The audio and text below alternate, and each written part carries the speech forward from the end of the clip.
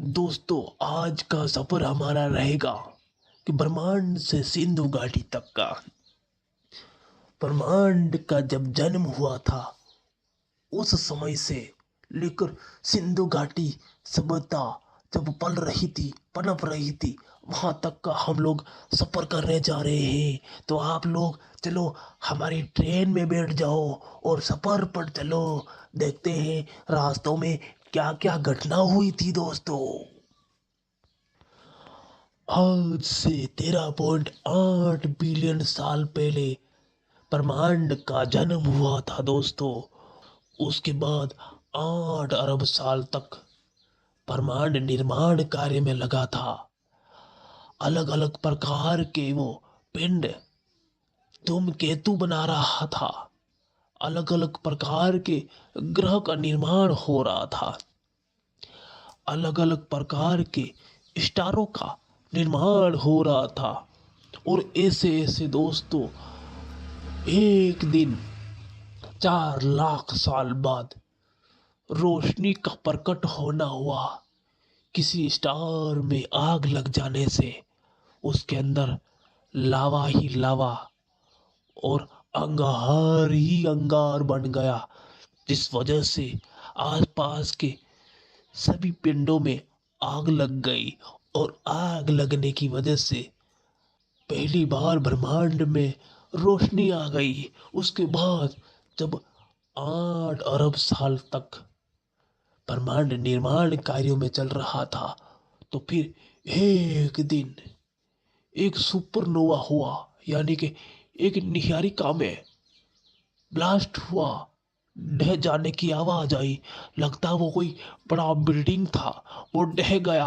और ढह जाने से दोस्तों, वहां से दोस्तों ऊर्जा के रूप में सोलर सिस्टम का निर्माण हुआ। सोलर सिस्टम का निर्माण हो गया। ग्रह बनने शुरू हो गए। और वहीं से दोस्तों ग्रेविटी भी बढ़ना शुरू हो गई। फिर हम लोग आगे बढ़ चुके थे। आगे बढ़ते बढ़ते हम कहाँ आ चुके। हमारी जो पृथ्वी थी वो एक आग के गोला में घूम रही थी। किसके चक्कर काट रही थी? वो सूरज के चक्कर काट रही थी, चारों ओर घूम रही थी। और उसका उसका प्रतिदिन रात जो है 8 घंटे में ही कन्वर्ट कर रही थी। अभी तो चलो 24 घंटा दे रखा है उसने, परंतु उस समय तो उसने 8 घंटा ही दे रखा था। चलो आगे बढ़ते हैं। 80 करोड़ साल तक, 80 करोड़ साल तक जो है पृथ्वी आग का गोला थी दोस्तों। आपको बता दे 80 करोड़ साल कितना होता है। 80 करोड़ साल तक पृथ्वी आग का गोला थी, यानी कि आज से 3.70 बिलियन साल पहले पृथ्वी एक आग का गोला थी। धीरे धीरे पृथ्वी के अंदर बदलाव आने लगा।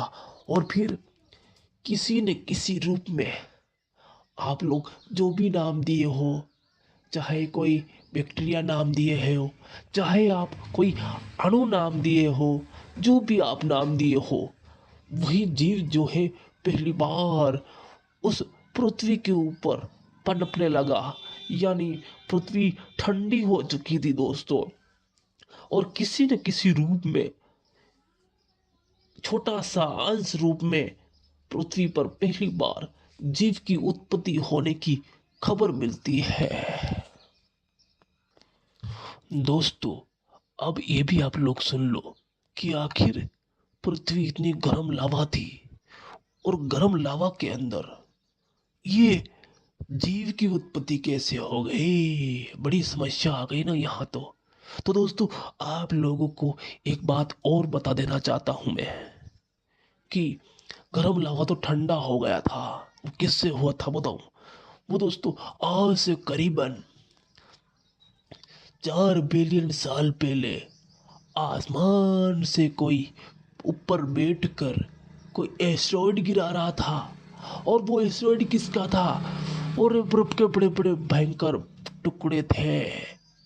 वो धरती पे कोई गिरा रहा था। अरे यार, मेरे पास इसका कोई ठोस प्रमाण सबूत नहीं है कि वो जो एस्टेरॉयड कोई गिरा रहा था या कहीं से गिर रहा था। इसका कोई प्रमाण मेरे पास नहीं, इसीलिए मैं ये नहीं कह सकता कि उसे कोई गिरा रहा था। चलो, वो एस्टेरॉयड ऊपर से आए, धरती पर गिरे और धरती धीरे धीरे ठंडी हो गई। और फिर ठंडी होकर इतनी ठंडी हो गई कि वो बर्फ बन गई, पूरी की पूरी बर्फ में तब्दील हो गई पृथ्वी। फिर धीरे धीरे कई हजार सालों के बाद फिर वो तापमान बढ़ा पृथ्वी के ऊपर, सूर्य का तापमान आया, फिर वो पिघलने लगा, बर्फ पानी के रूप में कन्वर्ट होने लगा। फिर उसके अंदर जीव बन गए दोस्तों, जीव बन गए। ठीक है ना। तो आप लोगों को मैंने बता दिया कि ऊपर से कहीं, आकाश से कहीं एस्टेरॉयड गिरा था और इस एस्टेरॉयड के साथ ही साथ पानी आया था, यानी कि एस्टेरॉयड की बारिश हो गई थी दोस्तों। तो धरती पर पहली बार पानी आ गया था, यानी कि आज से करीबन 4 बिलियन साल पहले धरती पर पानी आ गया था। उसके बाद धीरे धीरे पानी के अंदर अलग अलग प्रकार के जीव विकसित होने लगे। कहाँ विकसित हो गए?